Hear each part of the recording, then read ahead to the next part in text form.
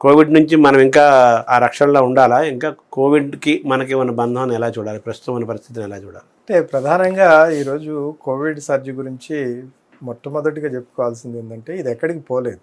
ఈ కోవిడ్కి కారకమైనటువంటి వైరస్ ఏదైతే ఉందో అది మనతోటి సహజీవనం చాలా కాలం నుంచి చేస్తూ ఉంది. ఎప్పుడో 2019లో అది మొదటిసారి వచ్చినప్పుడు అది మనతోటి అప్పటి వరకు సంగత్యం లేదు దానికి. 2019లో ఒకసారి అది మ్యుటేట్ అయ్యి మానవ శరీరంలోకి ప్రవేశించిన తర్వాత అది మనతోటే సహజీవనం చేస్తాం. కొన్ని ప్రాంతాల్లో అది విపరీతమైనటువంటి సర్జన్ చూసింది ప్రపంచవ్యాప్తంగా.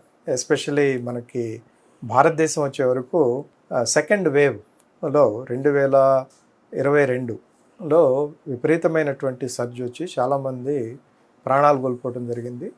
ఒక రకమైనటువంటి డిప్రెసివ్ స్టేట్లోకి మొత్తం సమాజాన్ని నెట్టింది, రైట్. దాని తర్వాత మనం చాలా క్విక్గా దాన్ని ఎలా అరికట్టాలి, దానికి వైద్యం ఎలా చేయాలి, దానికి ఏ రకమైనటువంటి వ్యాక్సిన్లు కావాలి, వీటన్నిటిని మనం సమకూర్చుకొని దాన్ని ప్రతిఘటించాము అంటే మనం ఒక వార్ విన్ అయినట్టు కాదు. We have one only A battle. ఒక వేవ్ని, రెండో వేవ్ని, మూడో వేవ్ని మనం సమర్థంగా ఎదుర్కొని ప్రాణ నష్టాన్ని, ధన నష్టాన్ని లేకుండా సాధ్యమైనంత తక్కువగా ఉండేటట్టు చేసుకోగలిగాం. సో అలా అని ఇది ప్రపంచ మ్యాప్లోంచి సమస్య పోయిందా అంటే సమస్య పోలేదు, అది ఎప్పటికీ ఉంటుంది.